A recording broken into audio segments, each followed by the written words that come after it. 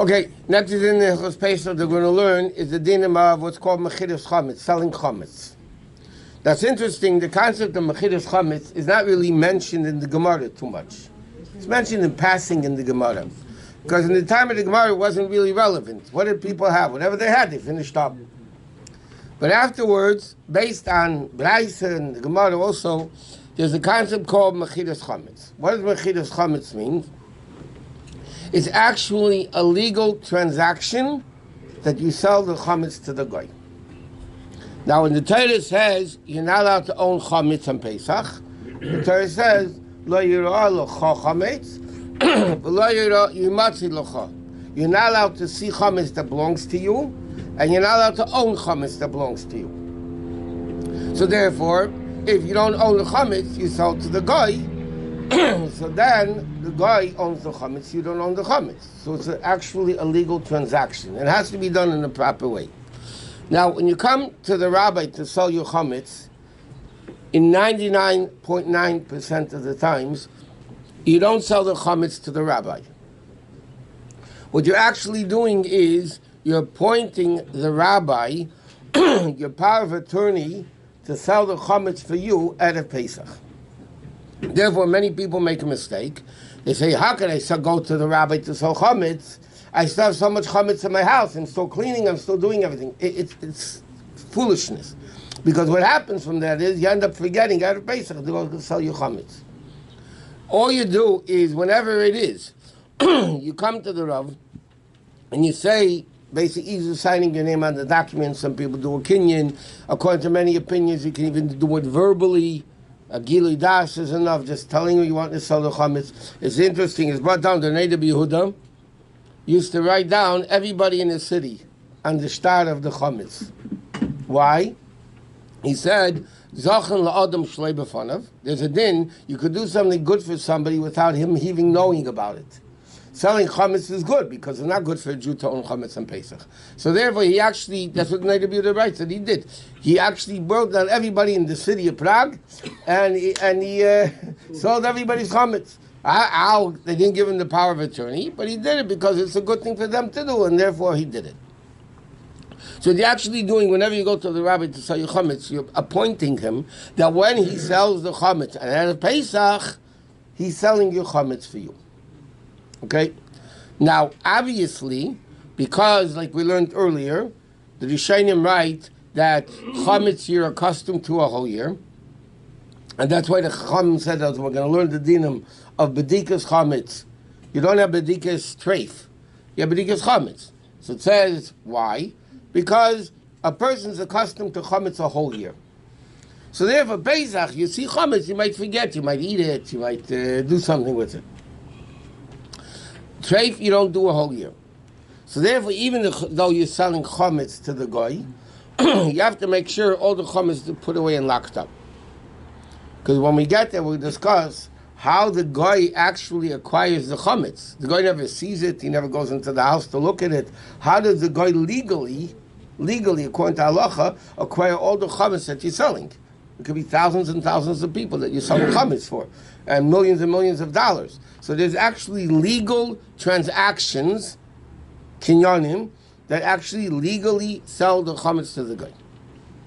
But so when you burn chametz, aren't you burning the guy's chametz, basically? No, that's a very good point. The chametz that you're planning to burn, you didn't intend to sell it to the guy. I'll tell you, there's another very interesting machlekes between the Mechirat Chametz and the Divrei Nechemia and the Tzemach Tzedek, especially in our world, it's between the Divrei Nechemia and the Tzemach Tzedek. The mashal, let's say I'm going to put a room full of chametz. I'm going to lock up the room. Do I have to do bedikas chametz in that room? Yeah. Okay, so there are opinions, Mechirat Chametz, Divrei Nechemia, and others hold that you have to make bedikas chametz in that room. Why? Because now you didn't sell it yet. When are you selling it? The next morning. When do you sell chametz? At a Pesach in the morning. Right now, it's yours. Right now, the din is you have to be beidik all the places where there's chametz.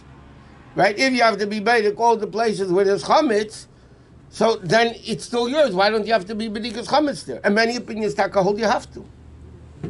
The Tzemach Tzedek holds that you don't have to. And that's what we hold, obviously. Tzemach Tzedek says why? Because what's the purpose of B'dikas Chametz? That you shouldn't come to eat it during Pesach. Lepel, you know that this room you're selling.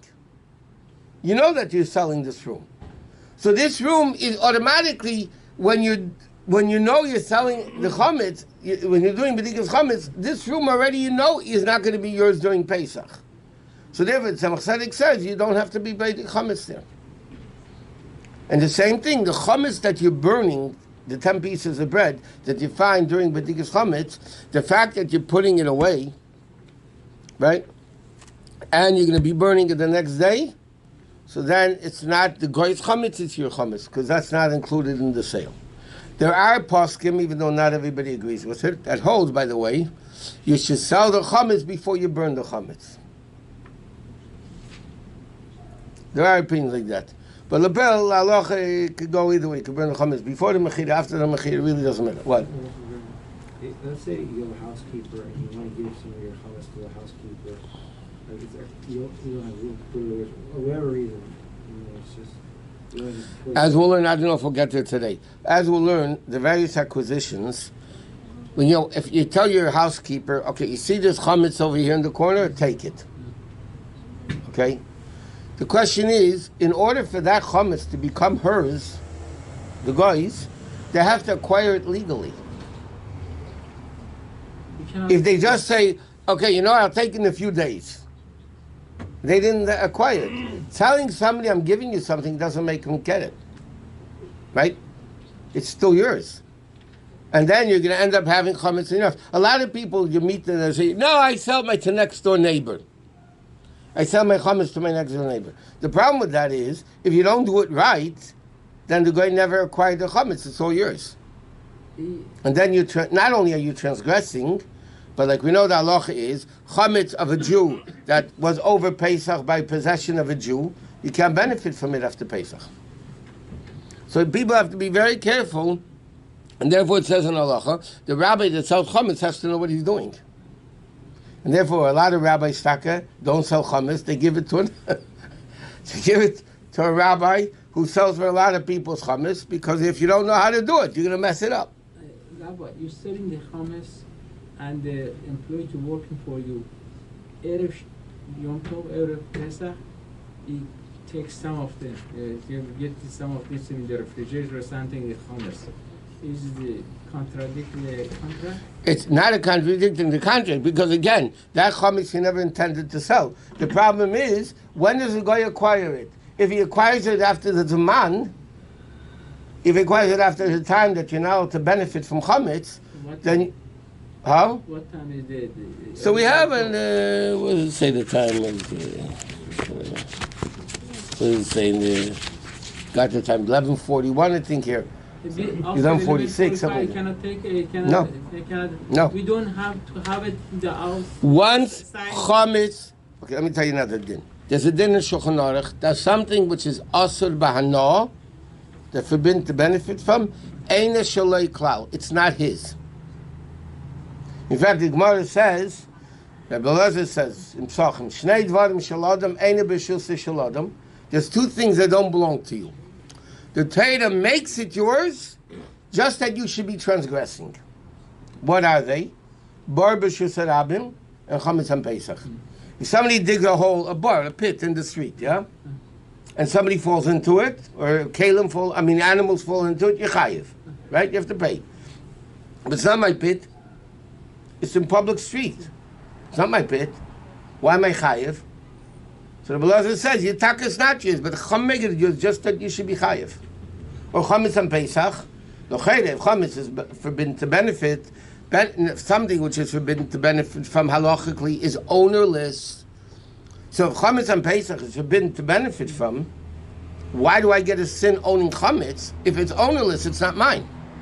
So why am I getting a sin for owning chametz? So what's the answer? The Torah makes it mine just to be over, just to transgress the sin about your own by your matzah. And therefore the chametz after Pesach is asabana. Anyway, let's get back to the mechir. But if you sell in your house, you're going to a trip for a vacation. for some. The whole Pesach. Like going Whole to- Pesach? Yeah, all Pesach. Yeah.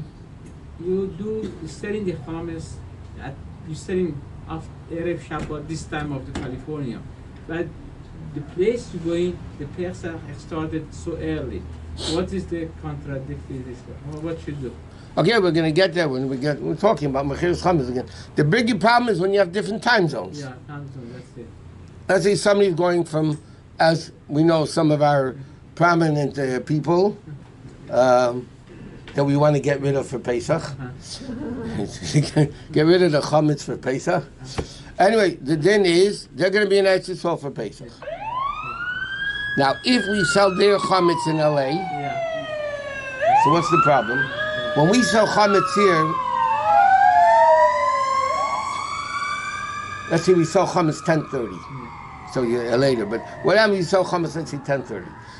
So until 10:30, until we sell the chametz to the guy, it's their chametz, correct? Yeah. Now they're already sitting by the seder. Yeah. They're 10 hours ahead, Yeah. so they're already sitting by the seder. So it's already Pesach for them. I can't sell their chametz. Therefore, there's one of two options. So what should you do? Either they sell the chametz in Israel, or some Rabbanim, and I started doing that last year, I'm going to do the Mitzvah Shem again this year. I sell chametz for those people that are going to Israel a day earlier. Australia, it's Australia, it's Israel, Europe, I mean, because even if you go to New York, it's a problem, because again, we sell chametz the last minutes that when you're allowed to sell, right? Yeah, that's And already in New York it's 3 hours ahead, so over there you can't benefit from chametz already. So how can I sell you chametz? So we talk to make an earlier mechira.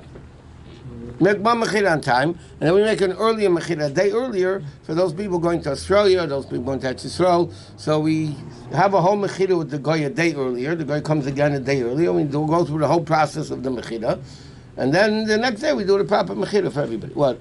Right. Chametz that's in your home, that it's locked away, is that okay? That's sufficient? If you sell it. If you sell it, right? Yeah.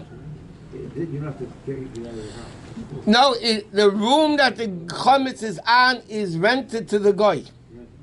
Part of the transactions. Okay, we're going to get into that. It's not going to happen tonight. All right. Normally, tangible items you can't acquire with money. Halachically. But bottom line is, if I sell you this sefer, okay, I said I'm going to sell you the sefer for $10, and you give me the $10, but you didn't pick up the book yet, you did not acquire the book. Land is acquired with money. Metaltal and movable objects are not acquired with money. How do you acquire tangible items? There's what's called hagbah, either picking it up, or if it's animal, you can't pick it up, you pull it 4 amis in the wherever you have to pull it, yeah?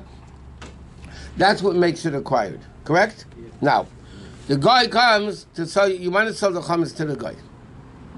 How does the guy acquire the chametz in your house, my house, his house, everybody's house? How does the guy acquire the chametz? He doesn't come to your house and pick it up. He doesn't, obviously, right? So there are various different halachic ways that a guy could acquire it even without picking it up. There's a whole process. There's what's called chalipa, and then there's called agav karka. We're going to get to Mitzvah Shem tomorrow night. It's going to be too late. Tomorrow night we'll discuss all the various kinyonim, how it works, that the guy actually halachically acquires the chametz without even picking it up. And therefore it's a legal transaction. The guy literally owns your chametz. If the guy wants to come into your house in the middle of Pesach and take chametz to eat, yeah, you're not allowed to stop him. What if he wants to eat it in your house? It's his chametz. He could do with it whatever he wants. I mean, you don't want him eating in your kitchen. I don't think it ever happened that the guy came to one middle of Pesach to eat the chametz. They have no understanding of what's going on. They do. No, if you don't sit down with the guy, what are you talking about? If you don't sit down with the guy and explain it to him, you go through the what? You go through the document. Okay, I sell it to Herman, right? Everybody knows. Herman has an English copy of the Shtar Mechira. Isn't Herman Jewish? Not yet. Are you born to me? Better not become ever Jewish. So, he has a copy and he reads it every year, and we go discuss it every year and exactly what's going on, and it's a legal transaction and how he's acquiring it, and there's like 5-6 kinyonim that you do that they should acquire the chametz even without picking it up. So that's the process, which is unbelievable. Of course the guy has to know what it is. If not, it's a joke. So are the people who selling it online do what you do? The guy selling it online eventually give it to Warav to sell. If you're selling the chametz, it's tangible one, the goy. If not pick it up, it's not own it. But I told you, the kinyonim are done in a way that the guy legally acquires it anyway. Huh? Yeah, but you have to know what you're doing. Okay, I'll give you a slate, but just for a second.